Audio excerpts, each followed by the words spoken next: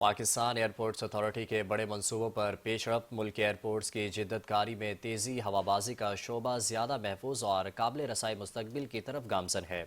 مزید جاننے کے لیے دیکھتے ہیں 5 نیوز کے نمائندے خصوصی راشد خان کی رپورٹ۔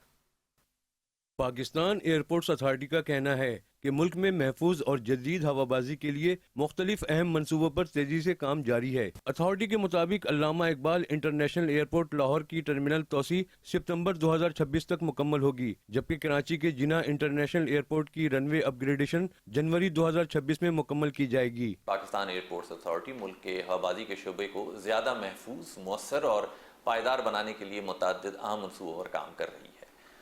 جاری منصوبوں میں علامہ اقبال انٹرنیشنل ایئرپورٹ لاہور کی ٹرمینل توسیع، جس کی تکمیل کا ہدف ستمبر 2026 ہے۔ اسکردو، گلگت اور چترال میں RNPAR فلائٹ سسٹم جون 2026 تک نافذ ہوگا، جو موسم کی وجہ سے ہونے والی تاخیر اور فلائٹ کینسلیشنز میں واضح کمی لائے گا۔ تاہم اس کا نفاذ کنسلٹنٹ کی فیزیبلٹی اسٹڈی سے مشروط ہے۔ ڈیرہ اسماعیل خان، سکھر اور فیصل آباد میں نئے گرین فیلڈ ایئرپورٹس منصوبہ بندی کے مراحل میں داخل ہو چکے ہیں، جبکہ اسکردو ایئرپورٹ کی مزید اپ گریڈیشن اور مرید کے ایروڈروم کا فیز 2 اگلے سال شروع ہوگا۔ شمالی علاقوں اسکردو، گلگت اور چترال میں RNPAR فلائٹ پروسیجرز 2026 تک متعارف کرانے کی منصوبہ بندی بھی شامل ہے۔